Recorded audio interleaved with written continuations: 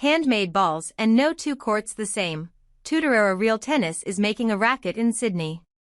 It's a bit like three-dimensional chess, and it's much more intellectual than an average sport because it's so complicated, Maggie Henderson too says through a wide grin after walking off the court.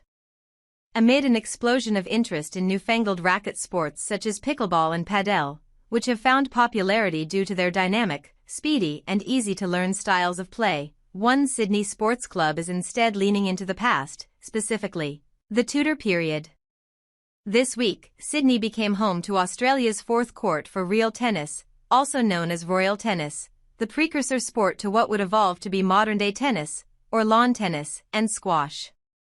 Unlike the low barriers to entry that have seen pickleball and padel gain broad appeal, real tennis's attraction is in its quirks of tradition, cumbersome equipment and labyrinthine scoring system.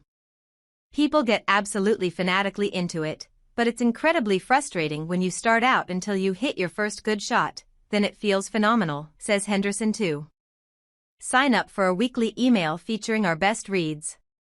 If you can hit one in every 20 balls your first time playing, that's a very good sign.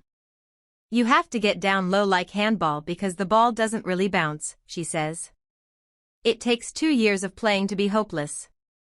While initially known as jeu de paume, French for palm game, real tennis has progressed to be played with rackets, albeit ones with an offset head to mimic the angle of an outstretched hand. A racket is essentially an arm on a stick, with a tiny sweet spot, Henderson too says. These days, just one company, Gray's, produces rackets for the sport, in a side operation it's understood to not make a profit from. Despite the game continuing to be played through to the present day in the UK, US, Australia and France, Sydney's new court is just the world's 50th. Competition rackets are made of wood, and can feel closer to a cricket bat than a state-of-the-art lawn tennis racket. Asymmetry in real tennis extends far beyond its rackets. Courts, which are rectangular and built with roofs, include sloped sections on 3 of the 4 walls. The sport itself was spun out of how handball would be played in courtyards and streets in medieval times, and some say the slopes are inspired by what would have been awnings covering shops. Every point must begin by serving the ball onto a specific slope, or penthouse as it is known, while the loud thud of a ball landing on one of the slopes before bouncing down closely resembles the soundscape of a bowling alley.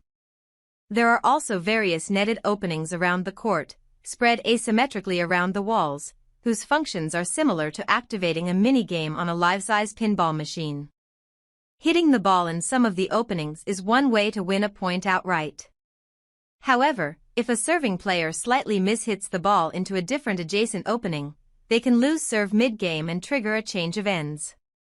Such an occurrence leads to what is called a chase, which must be resolved through play from a range of dozens of different fixed positions on the court. The scoring system might be the most striking resemblance to the sport played at the Australian Open or Wimbledon, in that games are run to a love 15-30-40 score. But that's where the similarities end. Points are won by hitting winning openings or if an opponent sends a ball into the drooping net. A double bounce does not mean a lost point. Tournament matches can be played to as many as the best of 13 sets over 3 days. Both singles and doubles competitions are played, but triples games have been discontinued, now considered too dangerous. The world's best professionals compete at the top level into their 50s. The convoluted rules and difficulty of play are poked fun at by many at Sydney's new club. It takes 2 years of playing to be hopeless, jokes Chris Ronaldson, a former world champion of the sport. He and his wife, Henderson too, moved from Radley College, a school in Oxfordshire in the UK where they helmed a real tennis court, to Sydney 6 months ago to help prepare the club. Ronaldson was tasked with one of the sport's more bizarre tasks. Balls for real tennis are not mass-produced.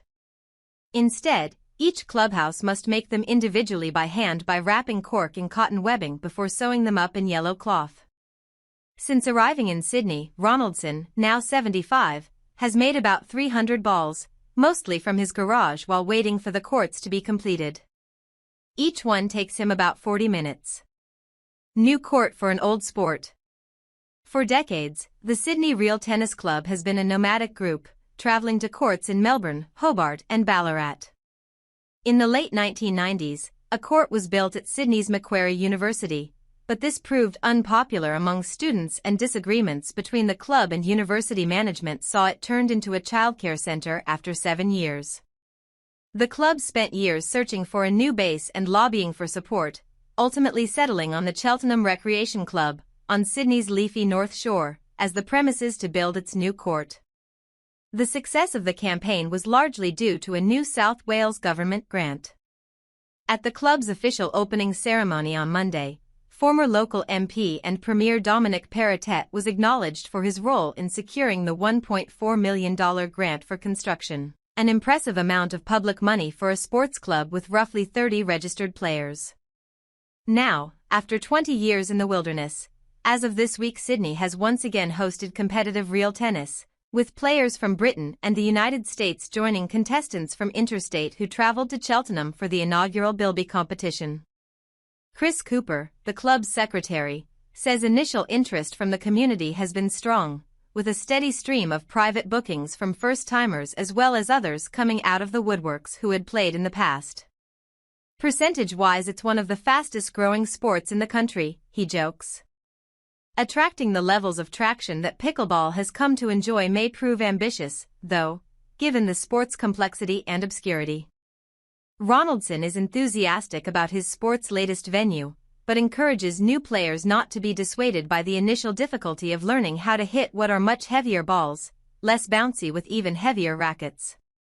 In addition to players having to adapt to subtleties in an away club's homemade balls, the dimensions and designs of actual courts also vary slightly. No two courts are the same. We've designed our court with a few little idiosyncrasies that give us a home advantage, Cooper says. That includes a protrusion of one of the court's walls that slopes at a steeper angle. With the club now up and running, Ronaldson and Henderson too will return to the UK. Taking over as the club's resident professional is Alex Marino-Hume. The 29-year-old, a former choral singer who performed at King Charles's coronation, joins from the Real Tennis Club at Lord's in London, and has relocated here with his wife, Charlotte, for 4 years. Managing the club will be his full-time profession. At this week's tournament, most players have so far skewed older and male. Despite its royal associations, Marino-Hume is aiming to make the club inclusive, and is hoping to see many women and children take it up. It's not elite, it started in the streets, Marino-Hume says.